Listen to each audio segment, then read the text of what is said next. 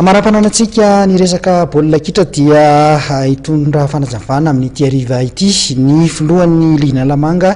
rakoto ary manana intsona Tota. Taorian'ny ny fahavitan'ny fifaninanana baolina kitra natokana ho an'ny fiangonana nokarakarain'ny Orange Madagascar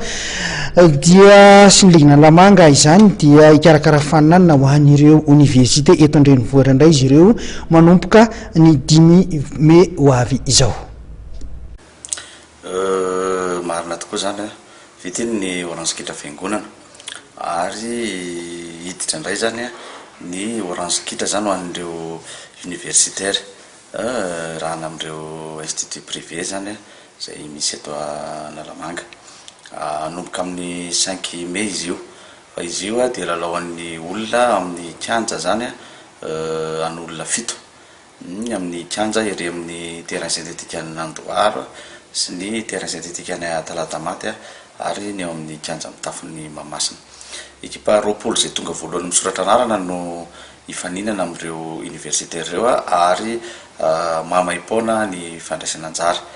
Kanefa kosa dia isy loka goavana lehibe toy ny fanaon'ny Orange ho azony izay mpandresy zany laharana fahatelo, ny laharana faharoa ary ny laharana voaloha. Ao anatin'ny iray volana ny anatanterahana ny fifaninanana ary efa misy ireo nisoratra anarana fa hatramin'ny alarobia izao zany no farany andraisana ny mpisoratra anarana satria amin'ny 5 volana miaraka ny teneniko teo ny anomboka ny fifaninanana. Ho an'ireo université izay liana amin'izany aiza no anaovana fisoratana anarana? Ho an'ny université izay liana amin'izay fifaninanana indray dia ao amin'ny Braon Ligue ao amin'ny kianjan'ny Mahamasina no misoratra anarana na miantso ny finday 032 77 043 30 mandefa message na miantso mivantana dia voaray ny anaranareo ary omena ny toromarika rehetra mikasika an'izany anareo. Inona ny antony hoe nisafidiana indray ireo mpianatra eny amin'ny université?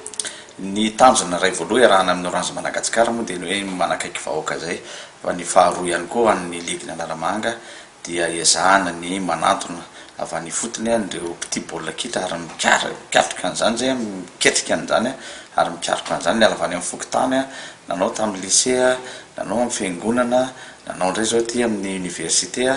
dia mbola hitatra hatrany hatrany ary isorany manokana ny Orange Madagascar satria raha tsisy azo mpanohana sarotra amin'ny ligy no manatateraka